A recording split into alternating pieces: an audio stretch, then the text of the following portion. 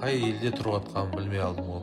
Мен негатив айта бермеймін да, бірақ бүгінгі ситуацияда мынау Эрдоганның әйелі аралап жүр ғой енді, Евразия сауда орталығын аралады, одан университеттер бар. Қазақша түсіндіріп жатқан жоқ ешкімше оған. Өзге тілден түрікшеге аударып жатыр. Қазақ пен түрікше ұқсайды ғой, мысалы үшін да. Бір қазақша сөйлейтін адам табылмады ма, соны түсіндіретін мен білмеймін енді.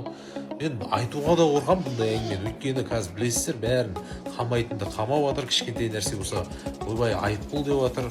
Бірақ мен шынымен түрік елдеріміз ғой, қарап отырсаң да, аралап жатыр, қарапайым жерлерді аралап жатыр. Бірақ қазақ тілінде бір адам тауып бере алмады ма? Міне, сен қазақша сөйлейсің, сен аралатшы ма, түсіндірші қазақша деп.